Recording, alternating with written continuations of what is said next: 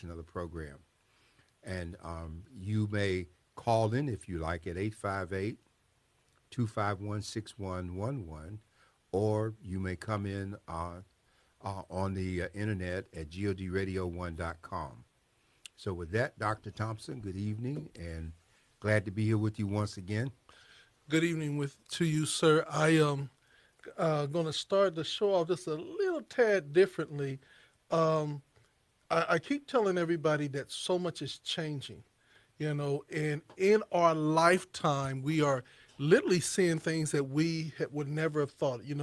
I never thought that countries and the nations would just stop and have to pause and close shop up. I never thought that, and I actually never ever thought about London without the Queen. It almost seems weird to say King Charles Yeah. because we've been saying Queen all of my natural life. Yes. And so I'm seeing everybody's wondering why are so many people so intrigued and why are so many people going? And it's really because this is a turn of a century, things that we never thought would ever happen or never thought it would happen in our lifetime. Like when Barack Obama was elected, for some people, that was the culmination, and some of Yes. them stopped working Right. instead of gearing it up even more. That's correct. You're right, and it is an interesting time because the monarchs are fading or gone. She's the longest reigning one. She represents the second Elizabethan age, and I guess King Charles probably wondered if he'd ever get a chance to be there, and there he is. And I think it's fascinating to watch the British people standing in line. One lady said she stood in line for 6 hours just so she could walk past the coffin, and how they have a sense of family with the king, even with the queen, even though the position was ceremonial, yet it gave an identity, a national identity to the people. Mm-hmm. And we know that a national identity can be very important. We look at America today and we seem to be losing ours if we have not lost it. I've said that if we had to fight World War II today, we'd lose, Yeah. just because of the disconnection, the disenfranchisement, the bitterness, the adversity, and all of the things that are going on in this country. And unfortunately, we have not learned from history, because historians tell us that 21 great nations in the history of mankind have collapsed from within. And we have the kind of turmoil happening here. We're repeating what happened with Rome.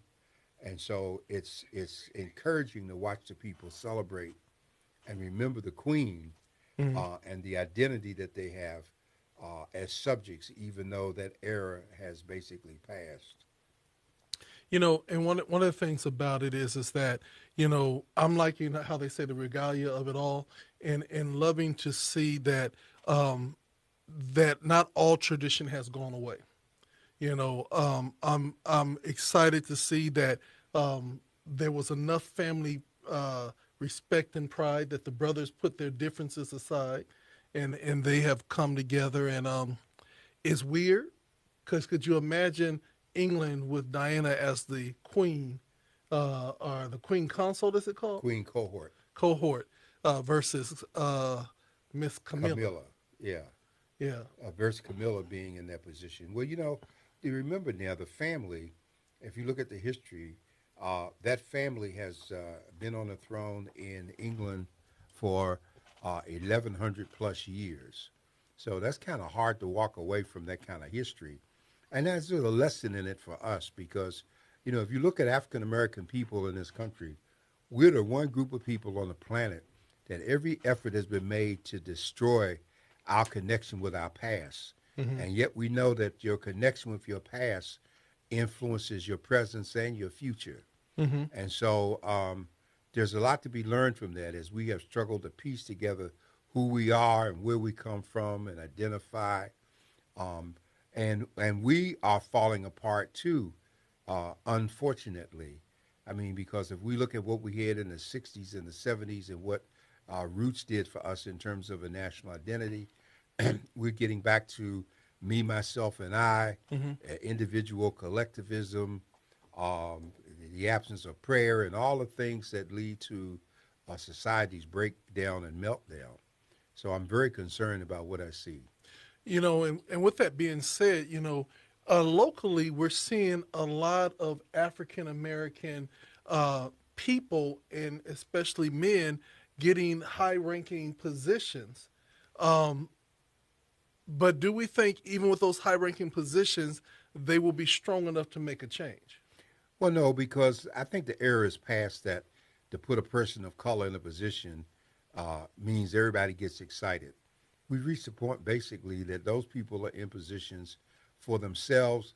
Uh, 90% of them have always been afraid to act on behalf of their own blackness once they got in positions because they were afraid that people would accuse them of favoritism. And yet, that's the very thing that all of their colleagues and predecessors have done. And so we still have people who don't know how to be themselves, unfortunately. Well, you look at San Diego right now, and this is the city that we're in. The city school superintendent, African American. Is it the new for the city of San Diego? Eric Dargan's the new chief operating officer for the city, is African American, coming to us from Houston, Texas. Mm-hmm. Yes, but this is the third time we've had that. Under the city manager form of government, we had two African American city managers. We've had a black superintendent before, Bertha Pendleton.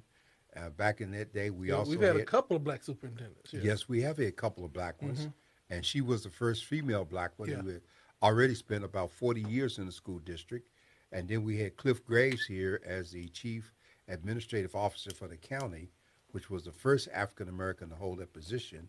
And he came to that position from the Office of Management and Budget in the federal government. And when he left, he went off to, make a fortune in the bond industry.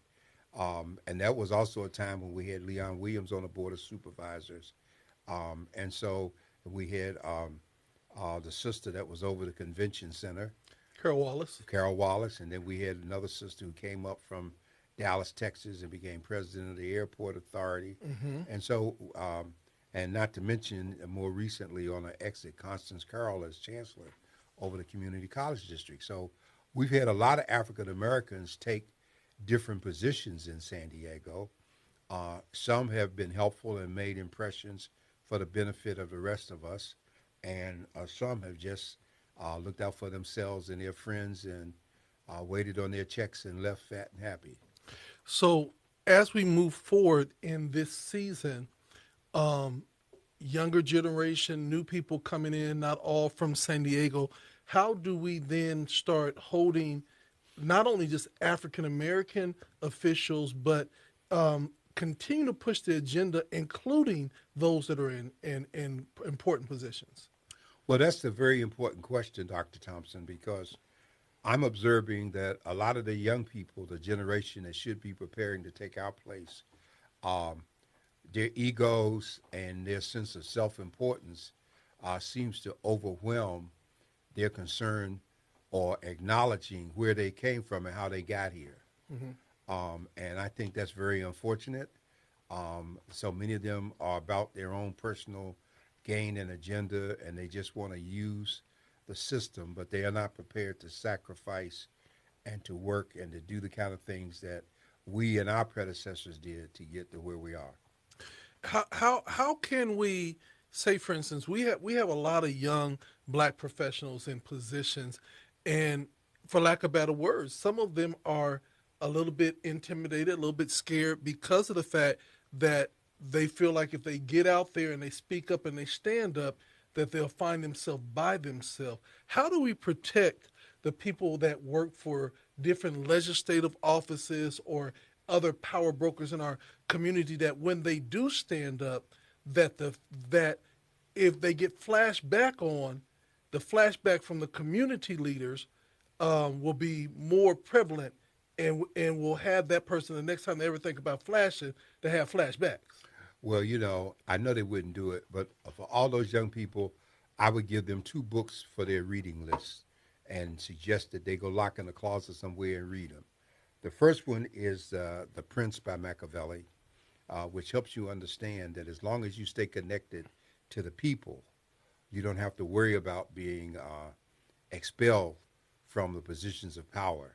And if you are holding a job and you're more worried about your job than you are what you can do in your job, then you're in the wrong place.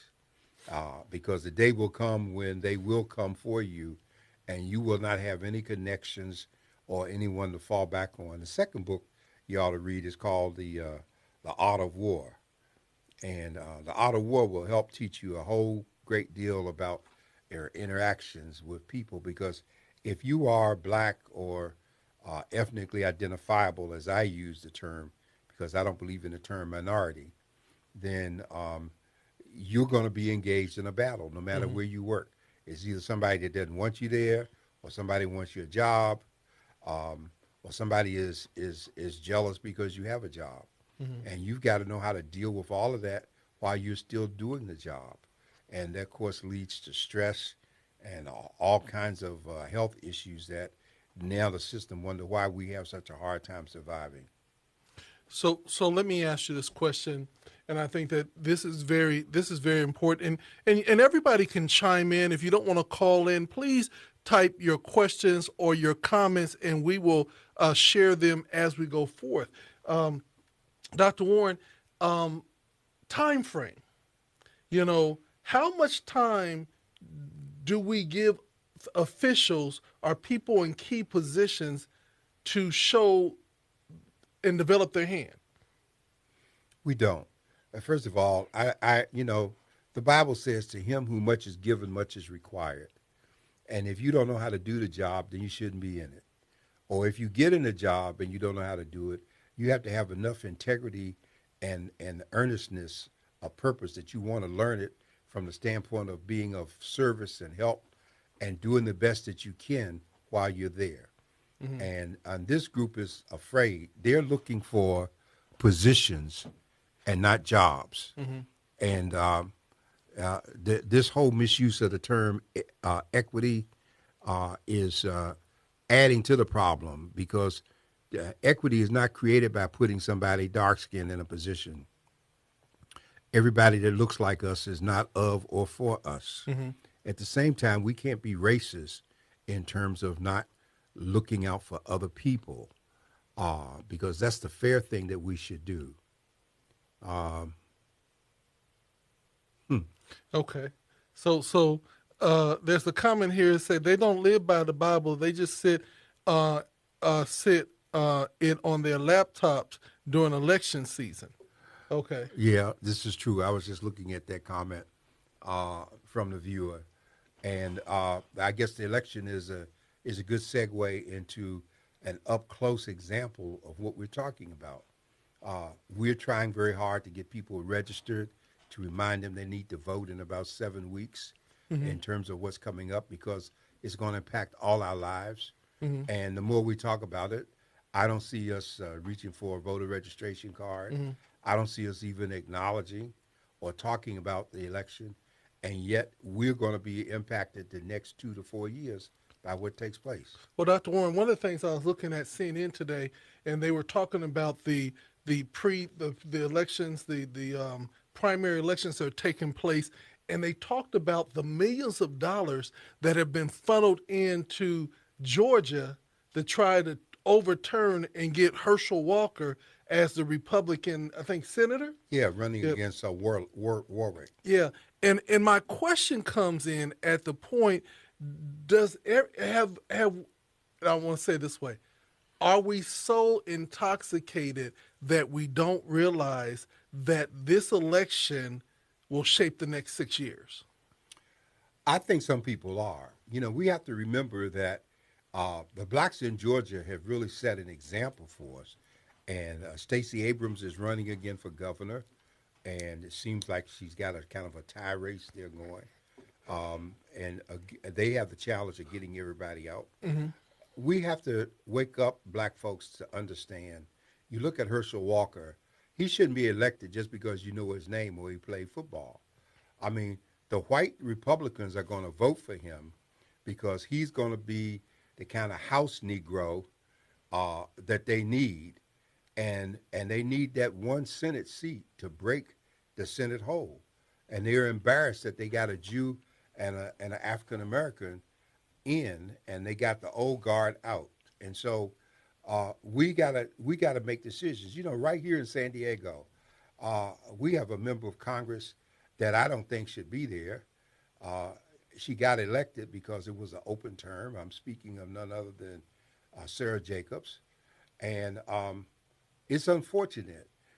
Some of us we got to vote for Sarah Jacobs, even though, from my standpoint, she hasn't done anything. She doesn't deserve the seat. She's there on her grandfather's money.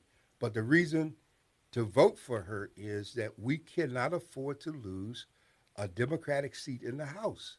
Mm-hmm. Because if we lose enough Democratic seats and it's up for grabs, then the Republicans get the House. Mm-hmm. And they get the House, Pelosi is out, and the tables are flipped. And so we can't afford to vote personality. I don't like Jacobs, but I got to vote for Jacobs because I don't have anybody else to vote for. We need to maintain Jacobs, Peters, Vargas, and all those members of the Democratic members of Congress so that we can help hold on to the House. So let me say this. This is one of the things that I don't think that people are paying attention to, and that is they are using the midterm election as a litmus test if Donald Trump should run again. So he's basically have all of these folks running and endorsing them, and if they come out strong, then they're going to say that the Trumpers are back, the Magna, whatever they call themselves are. MAGA, Dr. Thompson, even your analogy is late because it's not a litmus test. It was a dry run, number one, and 92% of the trumpeters running out there, the Republicans running on Trump's denial of the election, have won their primary so far. Yeah. And they not just for governor, for Congress, as what happened with Liz Cheney in Wyoming, for Secretary of State in many of those states where they have vowed to do away with the whole state election scenario so that they can put those false electorates in Mm-hmm. when the electoral college people are picked in 2 years for the next presidential election. And the government, everybody's talking about how if Donald Trump was anybody else, with all the laws that he has broken, he would be in an orange jumpsuit looking through some bars. Mm-hmm. And this idea that you can't indict a president, we're dragging our feet. The judge down there in Florida who blocked the ongoing investigation is somebody that he put in office. Mm-hmm. And this judge, no one has ever seen the kind of decision that's being made to hold up security. Then when they demand a special master, Mm-hmm. his people come back and they argue against everything that's put on the table, every person, every selection, every dollar, everything. So clearly this is a stall scenario. And we need to accelerate the indictment in New York, and we need to accelerate the indictment in Georgia, election tampering. Mm-hmm.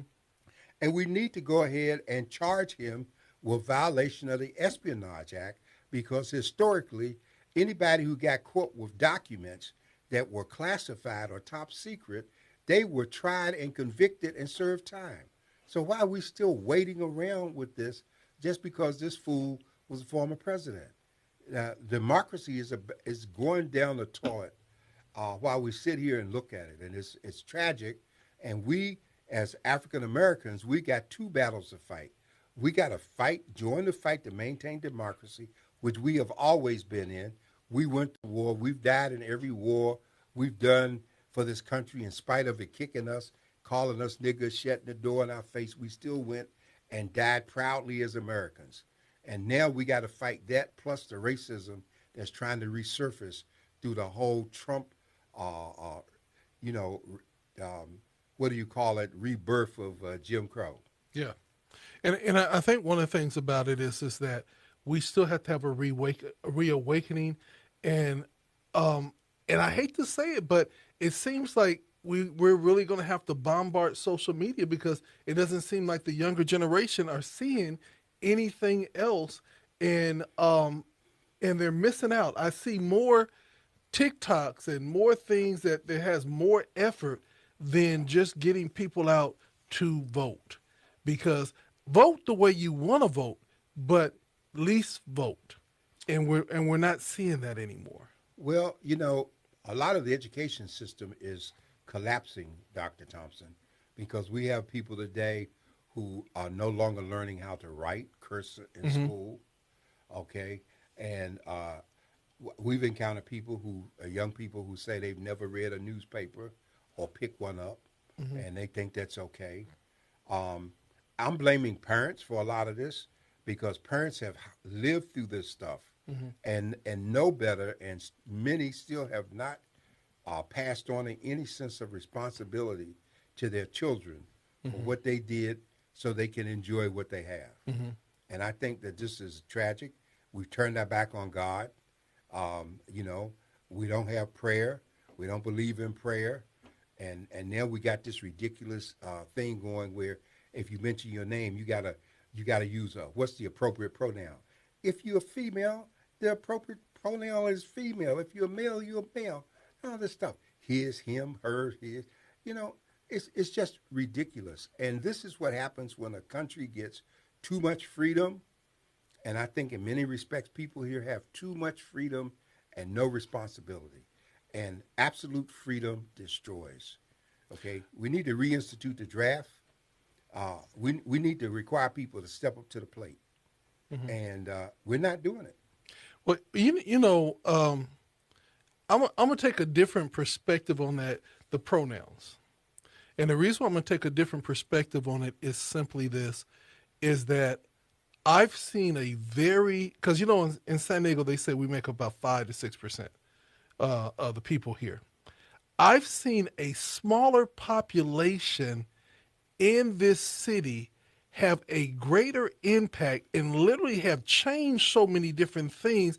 And I'm wondering to myself, how is maybe a 3% of the population have such a big impact and we make up more, let's say double that, and yet and still every time we turn around the corner we have an excuse of why we're not making inroads. They're getting higher jobs. They're literally making it where that you're the oddball if you don't use your pronoun, and it would almost be a judgment call. And I began to ask myself the question, you know what if the Christians took that stance and we all stayed on the same page? What if African Americans would take certain stances and we all stayed on the same page? I believe we would have the same outcomes, but we can't stay on the same page long enough to see any changes. Well, Dr. Thompson, there's an inscription on the archives in Washington that says, "What is past is prologue." We've already done all that you're talking about. It's because we set the tone. We set the tone for the Chicanos. We set the tones for the LGBTQ community. We set the tone for every community that's had a chance to stand up and protest and make demands. I mean, the Cesar Chavez movement was patterned behind us and the civil rights movement. But our movement was based on prayer, a relationship with God, and a respect for each other, even though we had conflicts. Mm-hmm. There were battles during the civil rights. It wasn't that everybody came together. One of the greatest fights and I was there to witness was when the Big Six had to come together to agree on the March on Washington over And who? 60 Wait a minute. years Who was ago. the big six? The Big Six was made up of the NAACP, the Urban League, SNCC, CORE, and there were two other entities out there, and those people in leadership are the ones that came together to organize and make the march take place. So my question is, of those organizations, what of those big six? How many are still existing? Well, most of them exist as figureheads today. They're pieces of paper. As one caller was making the observation about how if we came together, unified in voting, we would have an impact. African Americans spend a couple of about $3 trillion a year, and yet we're the only group that I know of in this country who lets all our dollars go out without demanding anything come back in return. Every once in a while, we get group elements that speak up and talk about doing things. We have a group here, Black San Diego, supposedly some 40,000 people on their website and the whole bit, Black Chamber and all that. But yet, even within the Black Chamber, you have people who don't reach out. or try to do business with black businesses. And if you go south, you will find the Asian community, Pacific Islanders, the shopping centers, the stores. If you go, uh, over there by Hoover, you find the Vietnamese, Cambodian, all of these communities. They got their shopping centers. They do business with each other. And then we have a pocket of the African community. They do business, but they won't interact with the black community here. But for some reason, either they think they're better or they just don't want to be bothered. And so, to the outside world, they don't see African; they just see black. And if you black from their standpoint, that's part of the problem. So basically, as we move forward, let's fast forward to some of the things that are happening right now because we're talking about how our dollar does not rotate into our community. How will this new Black Arts District help with that and some of the things that people are talking about purchasing and buying in the communities? I have no idea because, first of all, we don't own anything in the community, basically. You know, when the Super Bowl first started coming here, it took five people's little restaurants or carryouts just to come together with enough ribs to do a reception. Okay? We no longer have a gas station, cleaners, all these things that we had. We watch them dissipate. Badell Williams was one of the old guys that had a clothing store to the very end over there off of 42nd and Federal. And we don't think in terms of spending money with ourselves. Mm-hmm. And when we come to us, we want a discount, we want a delay, we want to argue, but we don't want to pay what the price is. But yet, when we go into that white store, whatever the price is, that's what we pay. And if we need 50 cents more, they hold it at the counter till we go to the car to get it. So, you cannot legislate people's minds, Dr. Thompson, and people who have no self-love have no self-respect. And if they don't have the self-respect, the only thing that gets to them in the end, like Frantz Fanon made it very clear, when their head is pressed down to the ground and their nose is turned to the dirt and the foot of the oppressor is on their neck so that they got to struggle to live, then they will unify. Okay. And that's why we unified through slavery, Jim Crow segregation, because at the end of the day, we all understood that no matter how many laws were passed at the time, the system said we were just still niggers, and they still saw us as niggers, and we understood who we were and why we had to pull together to make things better. And so, do you feel, from your perspective, that we as a community still feel that we are niggas? You know, let me just say this again. It's got to be important because I don't want this conversation to be like I was just against everything. We still have pockets of young black people. They used to say, "And the strong keep coming." We still have a whole slew of them that are committed, that are getting educated, that are learning, that are out there trying to do things. And so too often they get wiped away with the protests that we express over the ones who aren't doing anything, the troublemakers and the ones standing in the way. But I believe that oppression is a good teacher. Mm-hmm. And I think that what we're going through right now in this country is a teaching scenario. Inflation, uh, the pandemic. The pandemic is a good example where you and I have talked about this. Right here in San Diego County, still only 45% of the African Americans in this county, and we only about 3% are vaccinated. Mm-hmm. And we got people getting sick and dying. In the state of California, 36 to 40 people are dying every day from COVID-19 and the related stuff. And yet we have people who can give you all kinds of reasons that they're smarter than the scientists or the sister that developed the vaccine and all of these people because of their pride and their ego. And so, the Bible says pride goeth before a fall. And we can't make people be concerned if they're Mm-hmm. able to remain apathetic with no consequences. So moving forward, let's say it's simply, some people have 10-year plans, 20-year plans, 100-year plans. If you were to say in the next 3 years, we're going to use the Trinity right now. In the next 3 years, what could we put in place and do to start bringing a unity and a togetherness among African American people? Well, every once in a while, a group will spring up and say that they represent San Diego's black community, which is a lie. They will spring up and say, we all about unity, and yet half of them are not speaking to half of us who are out there every day trying to do something. They come, they bypass us, they stand on the shoulders of what we've done, and they hold themselves up as now they the new great black hope. Mm-hmm. And I don't think that these people are capable of change until they run into some kind of personal conflict and crisis. So let me ask you this question: you work for the late great Adam Powell. Yes. Was he when you worked for him? Was he sweet and kind and held your hand and wooed you and said and showed you the ropes, or was he tough? He was direct. He to prepare you for what you were dealing with. He didn't consciously prepare me for anything. Okay. In reality, in many ways, Adam was a real bastard. Okay, and I say that because the public perception of black people in leadership wants to worship them, but the private perception, often in terms of how they deal with their own people, is embarrassing. And this year the Congressional Black Caucus celebrates its 50th year, and I was there for the first 35 when there was only 17 of them, and they couldn't get together unless it was for a photo op.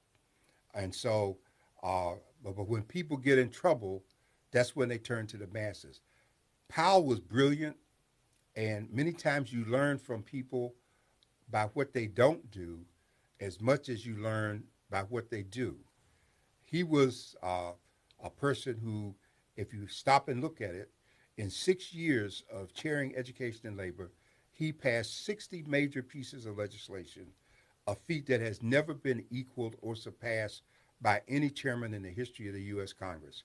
Mm-hmm. People don't know today when you have the Arts Commission, intergovernmental personnel, school lunch, all of these different programs, never leave one behind. He did all of these things, minimum wage, all kinds of benefits. OSHA, all of these things came, equal employment opportunity. They came under his watch.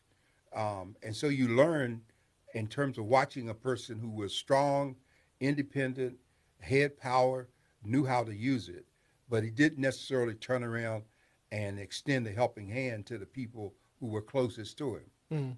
Okay. Yeah. I can say the same thing about Shirley Chisholm. We put her up on a pedestal. I worked for Shirley Chisholm. Shirley Chisholm did a lot of good.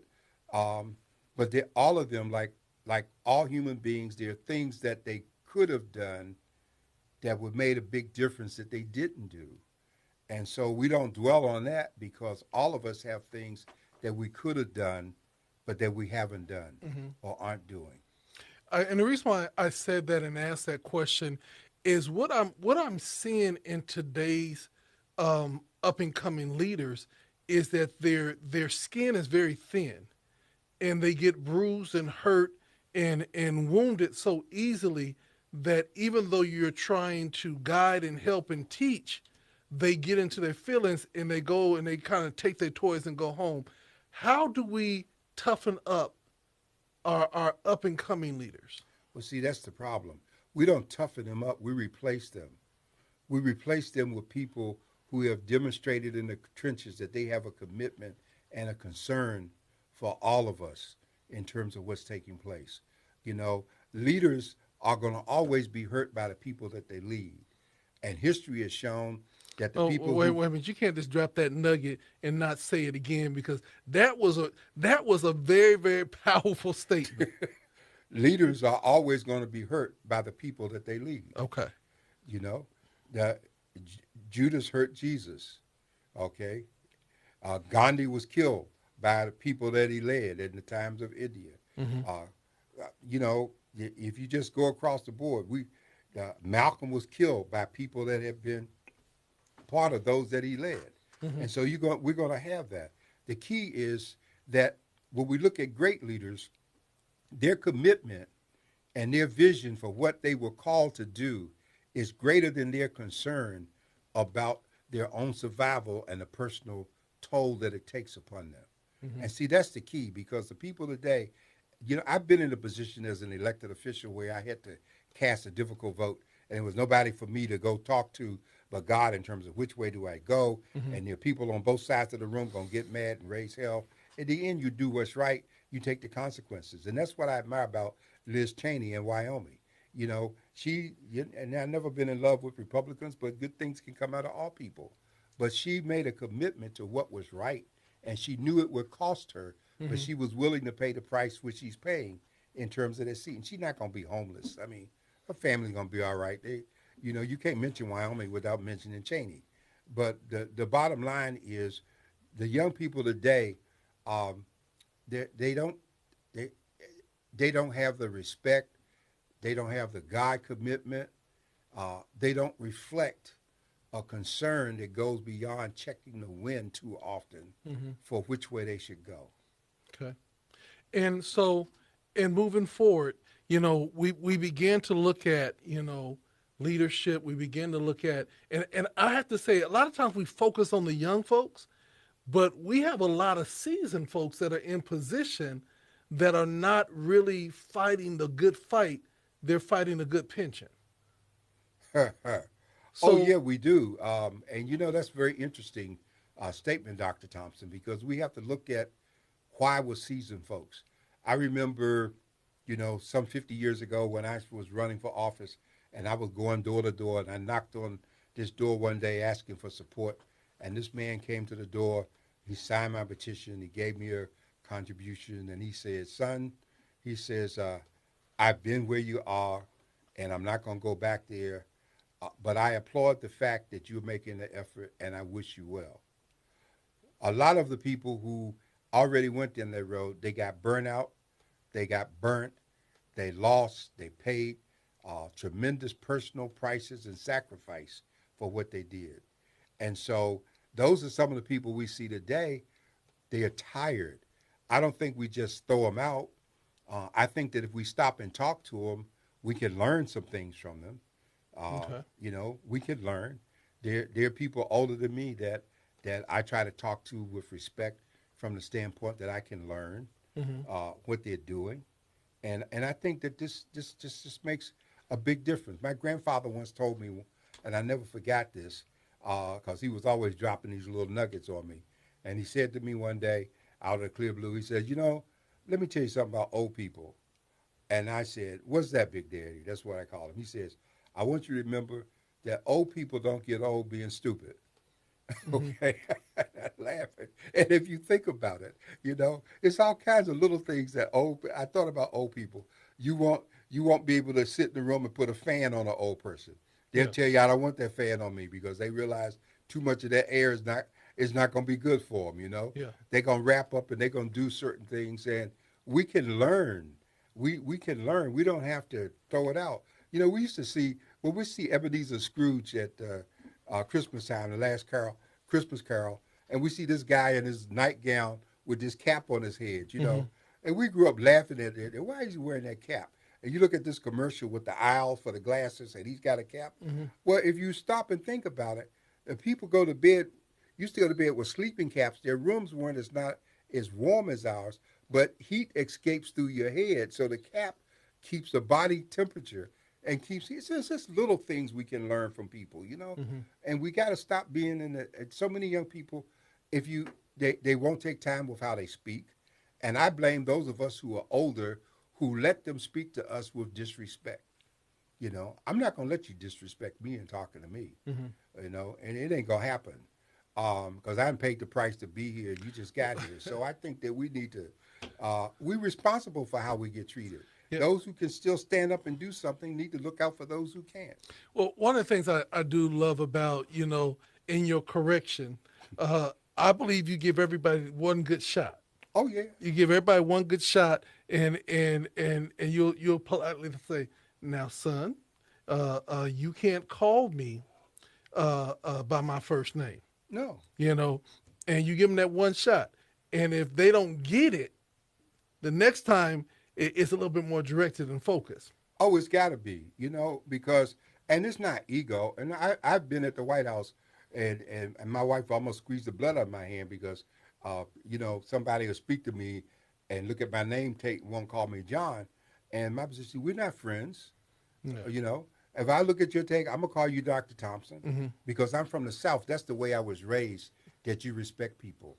I Hmm. still say ma'am and sir when I speak to folks. Hmm. I know that's old fashioned and outdated here, Hmm. and this group could care less about it.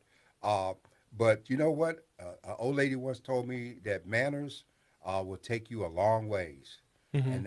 and there's nothing wrong with being polite and respectful. We're probably one of the few cultures on the planet that does not respect our elders Hmm. and learn from them. Hmm. Every other every other life form on the planet learns from its elders, Hmm. and we're the only ones coming here thinking we know everything. Yeah. Well, I think one of the things about it is that, I'm still holding out hope that this generation that is coming up, that we still have some really great young people that are coming through. Oh, we do. I'm looking to wrap our arms around these young people as they begin to, I don't ever say replace us, but elevate to where we can move to a place of guidance and rest versus having to carry the burden all of ourselves. And I think it's so important that they say if you know your history, you know your greatness, and that we don't archive everything. And what I mean by archive everything, okay, we got the paper online, so we don't need to have the print. But there is something about holding the paper and reading. I to this very day, as tech savvy as I am, it bothers me to read a Kindle. It literally, I won't I do it. can't do it. No. And here's something on what you're saying, Dr. Thompson. Um, all of the events that get covered in the community, and people put clips up on social media. But when we go back and cover the event and put it in the paper, Mm-hmm. the pictures, the story, people come and buy the paper in large numbers because they want something tangible that they can hold as a souvenir Mm-hmm. and a momentum. And they can't do that with what's on online electronically unless they're printing out Well, everything. see, that's the funniest thing. They still go to that hard copy, Oh even if they yeah. print it out. But can I tell you the reason why I can't read on Kindle? Why? Because I'm a page counter. And I like having the book where I can see how much more is got to be left in the story. But on Kindle, you don't get to feel or see that. And so you just like feel like you're reading in oblivion. Well, that's interesting because I don't like reading on electronic devices because I mark up, make notes, and everything when Hmm. I'm reading, and even when I'm teaching as a pastor and I'm doing a Bible study or a message, Hmm. I pass out pads and pencils to people so they can take notes. And when I've sat under people like T.D. Jakes or some of our great biblical teachers, my father in the ministry, Apostle Hilliard out of Houston. Um, I sit in those messages. I can get the tape, but I'm taking notes the whole time as if I'm in school because there's something about, and they've proven it scientifically, there's something about your hand and eye contact in your brain that helps you remember more than just a flash or something that goes across your visual screen. Hmm. And so we know there was a time a lot of our young people couldn't read. We have adults that had reading problems. I grew up in a household where my father's parents had died before he was 6, and he never got to go to school. He couldn't read or write, but he had what they call mother wits, and he did well enough to get through the world with the handicap that he had. And so we're challenged to do better. Hmm. We're challenged to help others. That's what we're here for, to be of help. And I don't care, in a sense, how many people like or dislike me, but my goal is not to be liked. My goal is to be of service because that's what I'm going to be judged by. That's what you're going to be judged by. Hmm. And when we get our young people to understand that it's more what you do than what you say, Hmm. it's what you do rather than how you look, it's what your heart has in it in terms of compassion for others as opposed to just self. Hmm. Makes a difference. Yeah, and I want to.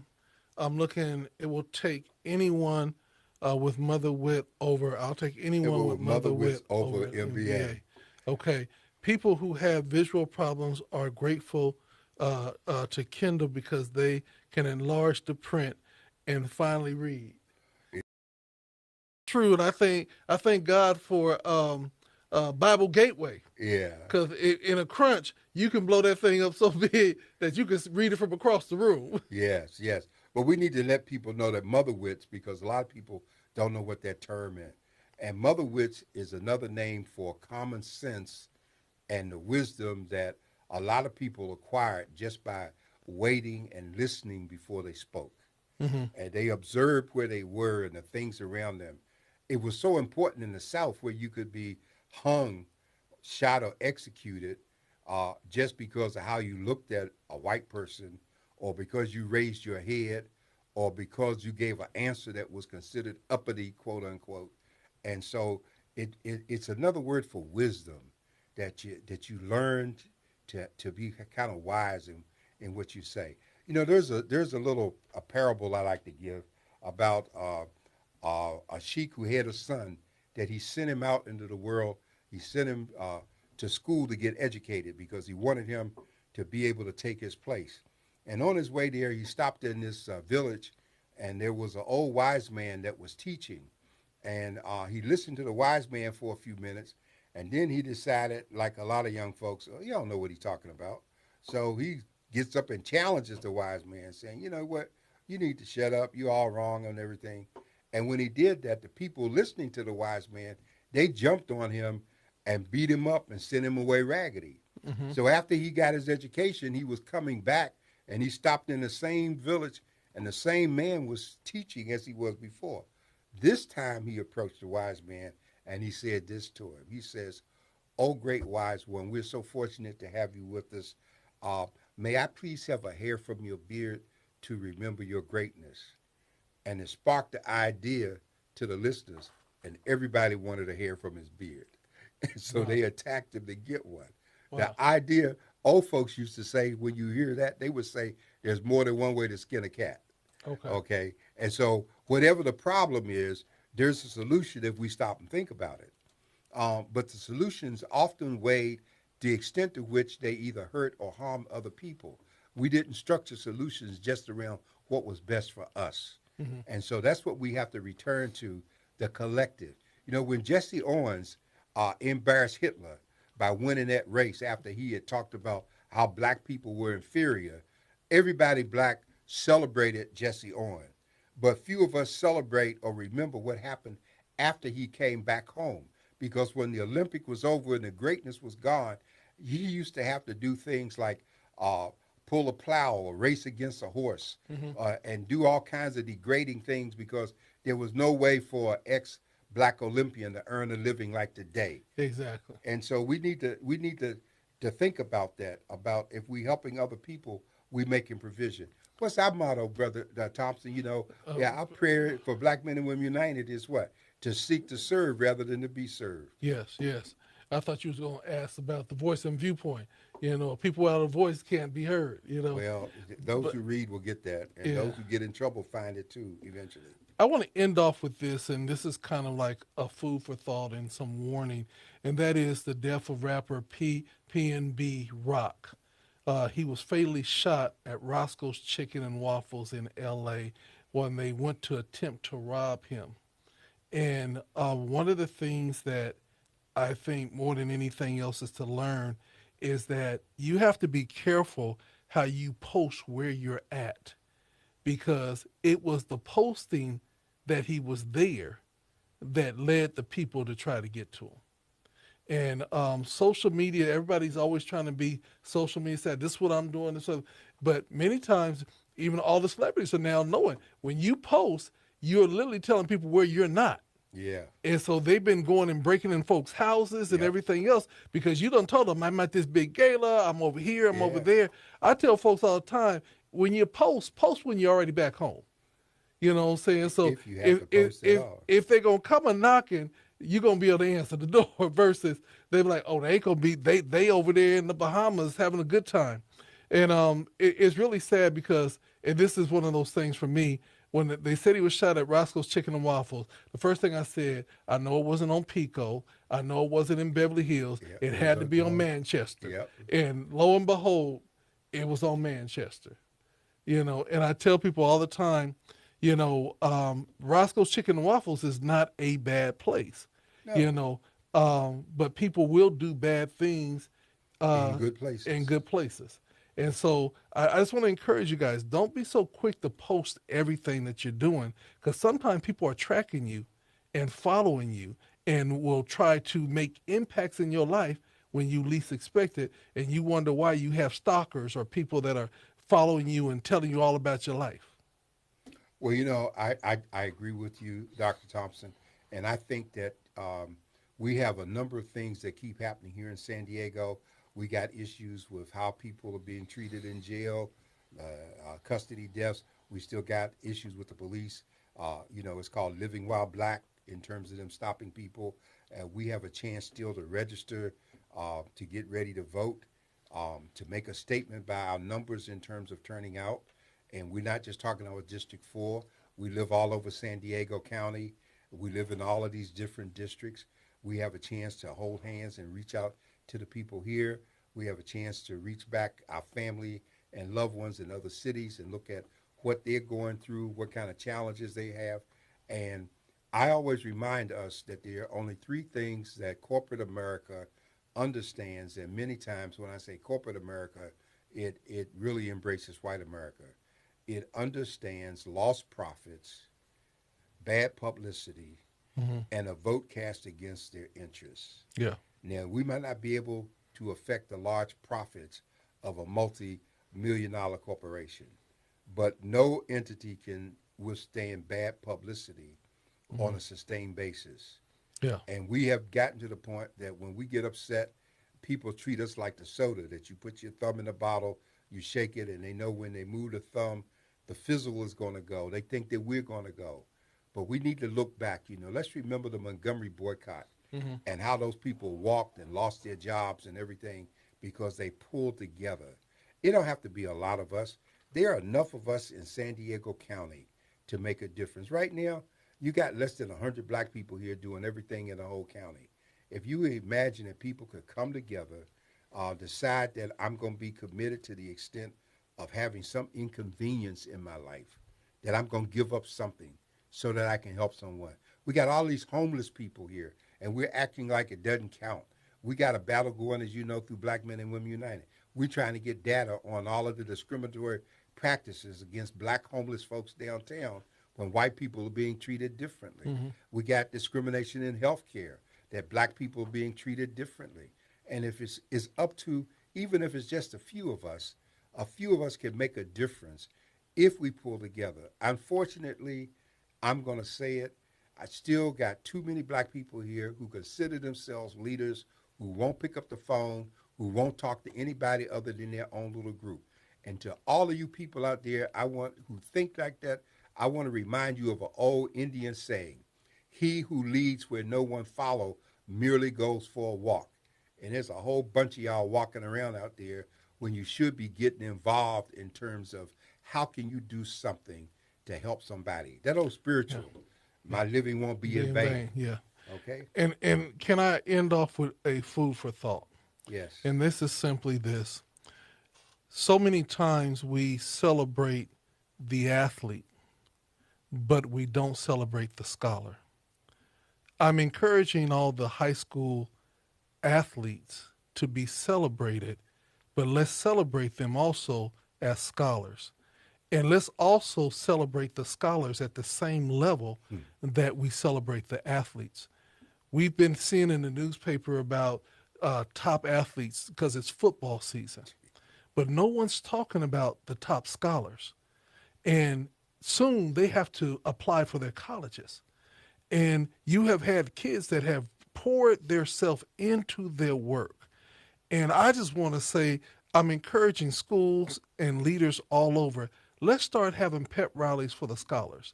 Let's start having pep rallies for the kids that make the dean's list. Let's start having pep rallies for those kids that are winning debates and getting into the STEM programs and things of that nature. Let's celebrate them on the same level or even more than we celebrate the athletes. Because at the end, an education will take them further than just carrying a ball. Well, I'm going to say something here, Dr. Thompson, because sometimes people don't realize the greatness among them. You know, you were an athlete. You almost made if you didn't, the finals for an Olympic team in the martial arts, and yet you went to Berkeley on an academic scholarship. All right, and so I think that's significant. And but you don't walk around being pretentious about it. You know, a lot of us went to HBCUs, but it's not where we went; it's what we do with what we got from where we went. And you want to hear something? This is a real true statement. I wish that I would have had the knowledge of the power of the HBCUs when I was. We never heard about it. Literally, you literally heard about all the Ivy League schools and everything, but nobody talked about Hampton and Howard and Morehouse. You know, now back south they might have, Yeah. but not in California.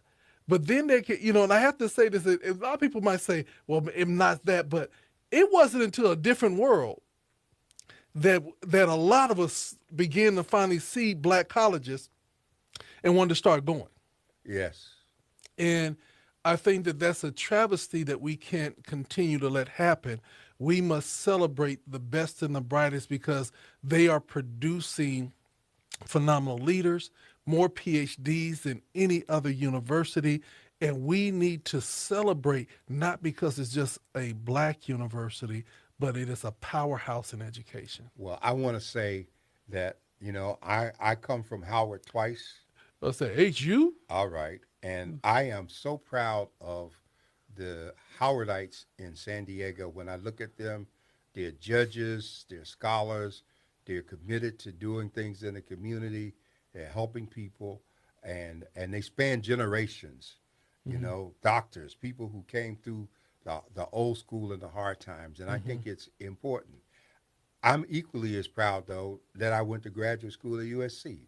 Yeah. Because I learned things there. And so many of our kids need that black experience. That's why we used to do Gold Coast, to bring that black experience here. And so, but we can still learn and help each other, and we can still build on the foundation that so many of us received. Yeah. And so I'm hoping to see that, and I'm hoping to see us get reinvigorated so that we can go back. We didn't get call-ins, but we got a lot of comments, and we enjoyed reading your comments and having this conversation. And we invite you to come back again next week. And we're going to continue to bring you great conversation. And we're going to have some guests come on that are really going to shock y'all. Y'all better get your questions ready. Yep. Stay tuned. Pick up the San Diego Voice and Viewpoint. Make sure you tune in to GODRadio1.com and know that we're going to give you the best information that we have